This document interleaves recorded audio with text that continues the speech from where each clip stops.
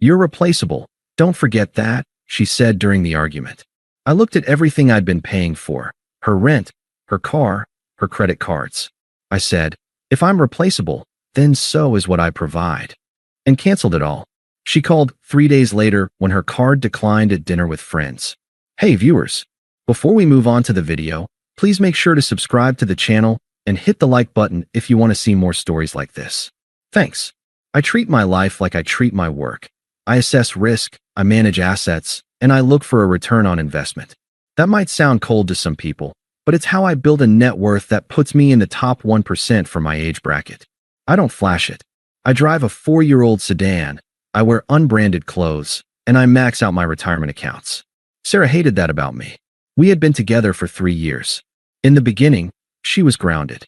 She worked as a marketing coordinator, made decent money, and we split things 60-40 based on income. But about a year ago, she decided she wanted to pivot. She wanted to be a lifestyle creator. She quit her job to focus on her brand. I supported it. I loved her, and I could afford to carry us.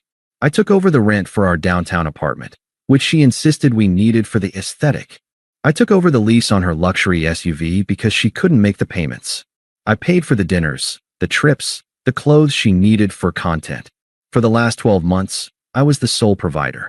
Her contribution to the household income was zero. Actually, it was negative if you count the credit card debt she racked up on the supplementary card I gave her for emergencies. Then came Jared. Jared was a consultant she met at a networking event. He was everything I wasn't. He drove a leased Lamborghini, wore suits that cost more than my first car, and constantly talked about high-level mindset. He was flashy, loud, and ostensibly rich. Suddenly, I was boring. I was stagnant. "Jared thinks you play it too safe," she told me over dinner one night, barely looking up from her phone. "He says you have a scarcity mindset. That's why you won't buy me that Cartier bracelet. You're afraid of spending." "I'm not afraid of spending, Sarah," I said calmly, cutting my steak. "I'm afraid of wasting. There's a difference. And I don't care what Jared thinks." She rolled her eyes. "Of course you don't. You don't care about networking. You just want to sit in your little office and hoard money." The disrespect started as a drip, then became a flood. Late nights, brainstorming with Jared. Weekend trips for content creation where I wasn't invited because I would ruin the vibe. I wasn't blind. I knew what was happening emotionally, even if I hadn't caught them physically yet. She was monkey branching. She was testing the waters with Jared to see if he was a viable upgrade before she let go of the safety net. The safety net was me. The breaking point happened on a Tuesday. I had just come home from a 10-hour day at the firm. The apartment was a mess, PR packages everywhere, clothes on the floor. Sarah was on the balcony, on the phone, laughing that breathless, flirtatious laugh she used to save for me. She walked in, saw me, and her face fell. The smile vanished instantly. "You're home early," she said, sounding disappointed. "It's 7 p.m., Sarah. I'm actually late." "Well, we need to talk," she said, crossing her arms. "Jared invited us to a gala this weekend in Miami. VIP tables. It's huge for my brand. I need you to book the flights and the hotel. The Mandarin Oriental." I put my keys on the counter. "I'm not flying to Miami to watch you flirt with a guy who disrespects me, Sarah. And I'm certainly not paying $5,000 for the privilege." The air in the room changed. It went from tense to hostile. "You are so controlling," she spat. "It's always about money with you. You use it to control me because you know you have nothing else to offer." I looked at her, really looked at her. I saw the designer dress I paid for, the hair extensions I paid for, the phone in her hand that was on my family plan. "I offer stability, Sarah. I offer a home. I offer a life where you don't have to work." She laughed. It was a cruel, ugly sound. "Stability? That's code for boring. You think because you pay the bills, you own me? Let me tell you something, Mark." She stepped closer, invading my space, her finger pointing in my face. "You are nothing special. There are a million guys with jobs. Jared has vision. Jared has passion. You're just a checkbook. And you're replaceable. Don't forget that. I could have 10 guys in this apartment by tonight who would treat me like a queen just to be seen with me." There it was. The truth. She didn't see a partner. She saw a utility. I was a toaster. I was a Wi-Fi router. And apparently, I was malfunctioning. In the past, I would have argued. I would have tried to reason with her, asked her why she was being so hurtful. But something inside me snapped. It wasn't a loud snap. It was quiet. It was the sound of a contract being terminated. The emotional part of my brain shut down, and the professional part took over. I looked at the woman I had planned to propose to, and all I saw was a liability. "Okay," I said. My voice was even. No shouting. No tears. She blinked, confused by my lack of reaction. "Okay, what?" "Okay," I repeated. "If I'm replaceable, then so is what I provide. That's how the market works, right? Supply and demand." "What is that supposed to mean?" she scoffed, turning back to the balcony. "God, you're so dramatic. I'm going to Jared's to prep for the trip. Don't wait up." She grabbed her purse, the Louis Vuitton I bought her for Christmas, and stormed out. She slammed the door so hard the pictures on the wall rattled. She expected me to text her. She expected me to beg, to apologize, to book the tickets to Miami to prove I wasn't cheap. She thought she had all the leverage because she thought I was afraid of losing her. She was wrong. I wasn't afraid of losing her. I was done paying for her. I didn't sleep that night. I worked. I opened my laptop and pulled up our financials. I created a checklist. It was time to divest. 8 a.m. Wednesday. I called my boss and took 2 personal days. Then, I went to the leasing office of our building. The property manager, Linda, knew me well. I was the one who always dropped off the rent check. "Hey Mark, everything okay?" she asked. "I need to terminate my lease," I said. Immediately. "Oh, you know there's a penalty for that. It's 2 months' rent plus the break fee." It was a lot of money. Nearly $8,000. Sarah knew I was frugal. She would never imagine I'd burn $8,000 just to make a point. But this wasn't about money anymore. It was about eviction. "I'll write the check right now," I said. "I want the lease terminated effective immediately. I'm vacating today." "Okay," Linda said, typing away. "Since Sarah is listed as an occupant but you're the sole leaseholder, once you terminate, the legal right to occupancy ends. We'll have to issue a notice to vacate for any remaining property. She'll have 48 hours to get her things out before we change the locks." "Perfect," I said. "Do it." 9:30 a.m. I went back up to the apartment. Sarah wasn't there. She had stayed at Jared's, just as I expected. I didn't touch her stuff.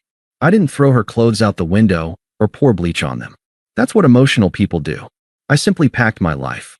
My clothes, my electronics, my documents, my personal items. It took me 3 hours to erase myself from the apartment. When I was done, the place looked strange. It was full of her clutter, but completely devoid of my essence. 12:45 p.m.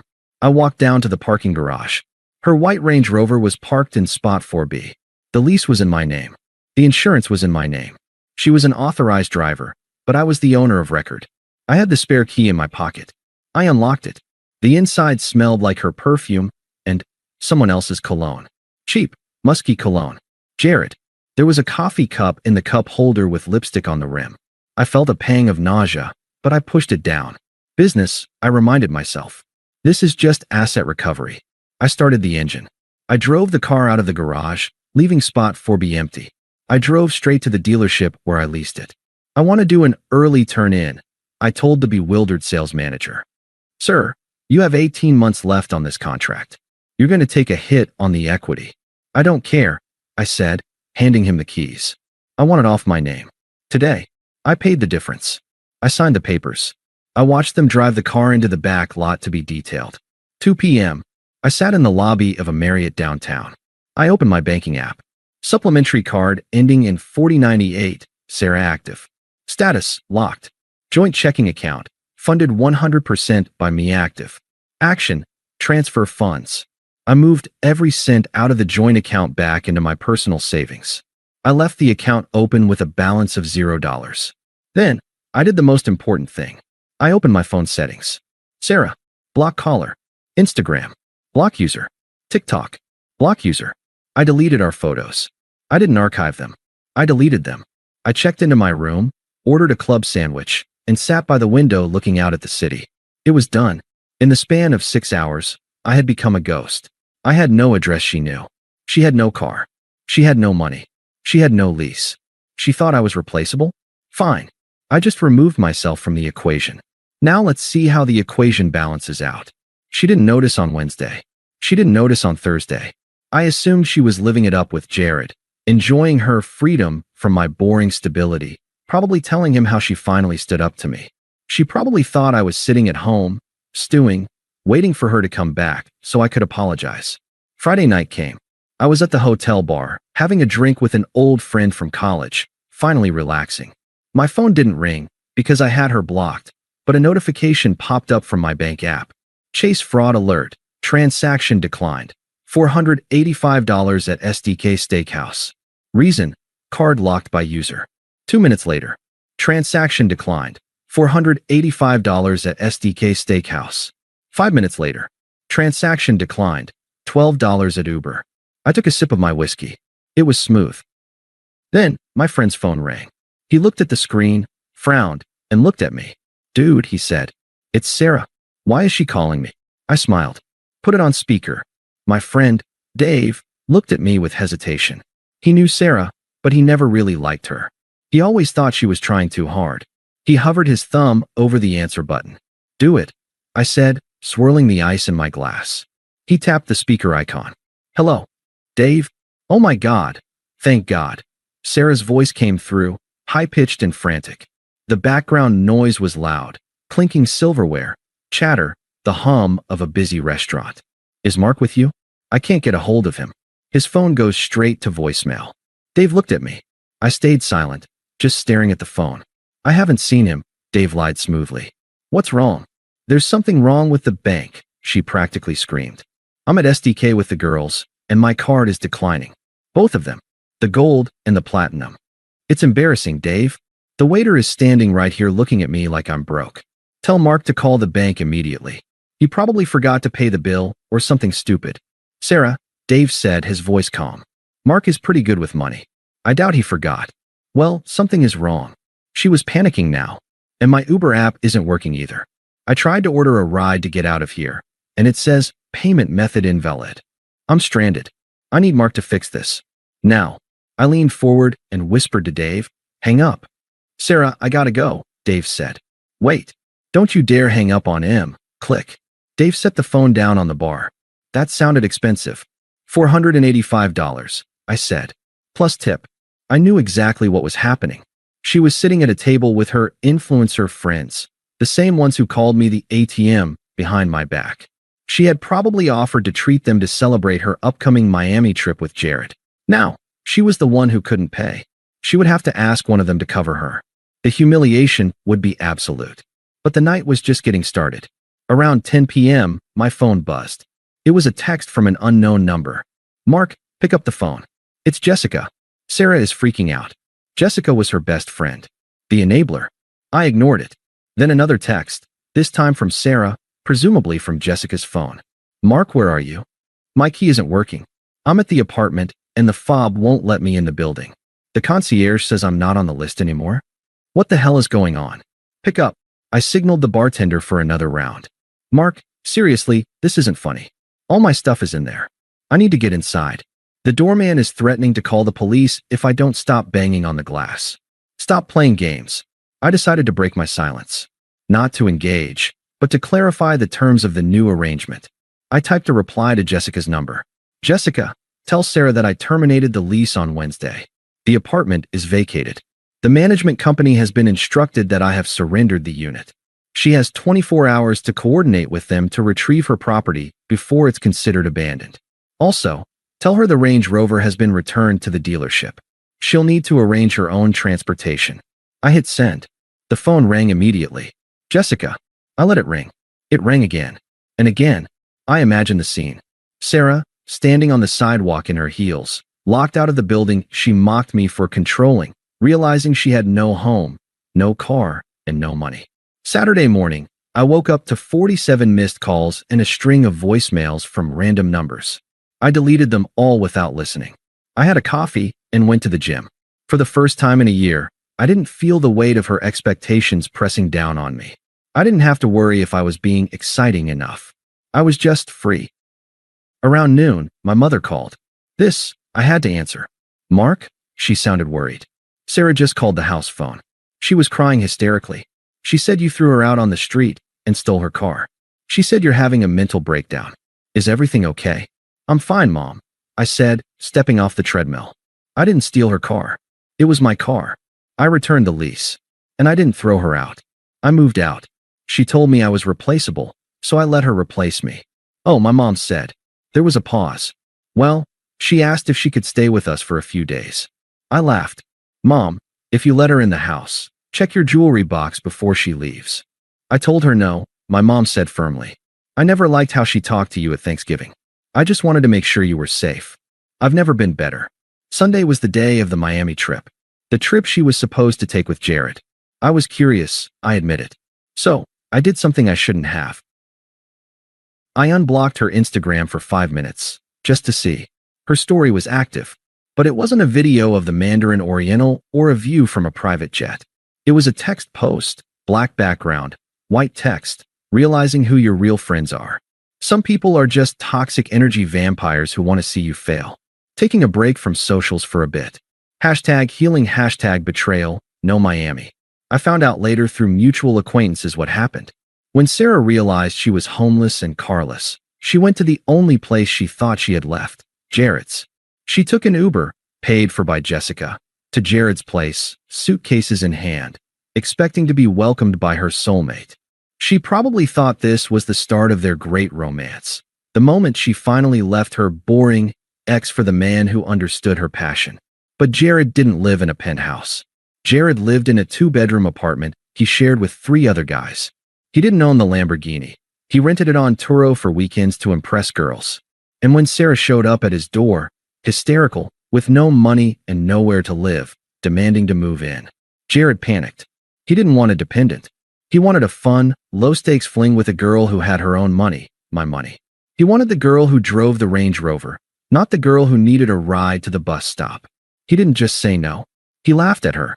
Babe, I can't have you crashing here, he apparently told her. My roommates would kill me. Besides, I thought you were independent. That was kind of the whole vibe. When she told him she couldn't afford the Miami trip because I cut her off, he canceled the trip. He told her he had business to attend to. He dumped her on his doorstep. She spent the weekend couch surfing at Jessica's studio apartment, sleeping on a futon. Monday morning, the reality of her finances hit. She had bills. Her phone bill was due. I canceled the family plan. Her health insurance. I removed her as a dependent. Her credit card minimum payments. She had 0 income. That evening, I was leaving my office building. I walked out into the cool evening air, checking my emails. Mark. I stopped. She was standing near the planter box. She looked rough. Her hair wasn't done. She was wearing sweatpants and a hoodie I recognized. It was mine. She looked smaller, deflated. She didn't have that arrogant, lifestyle influencer posture anymore. She looked like a girl who had spent 3 days crying. I can't believe you did this to me, she said. Her voice was shaky, trying to sound angry but landing on pathetic. You ruined everything. I didn't do anything to you, Sarah, I said, keeping my distance. I just stopped doing things for you. I'm homeless, Mark. I'm sleeping on Jessica's floor. Jared turned out to be a total fraud. He's a loser. Wow, I said flatly. That's crazy. I guess he wasn't an upgrade after all. She stepped closer, tears welling up in her eyes. I didn't mean what I said. I was just mad. You know how I get when I'm stressed. We can fix this. I miss you. I miss us. You don't miss us. I corrected her. You miss the apartment. You miss the Range Rover. You miss the platinum card. That's not true, she sobbed. I love you. If you loved me, you wouldn't have told me I was replaceable. I checked my watch. I have to go. I have a dinner reservation. With who? She snapped, the old jealousy flaring up instantly. That's none of your business. But hey, good luck with the brand. I'm sure this is great content for your healing journey. I walked past her. She reached out and grabbed my arm. Mark, please. I have nowhere to go. My parents won't take me back. Please, just let me stay at the hotel with you for a few nights. Just until I get on my feet. I looked at her hand on my sleeve. Then I looked at her eyes. I searched for any genuine remorse, any sign that she understood the gravity of her betrayal. But I didn't see it. I just saw desperation.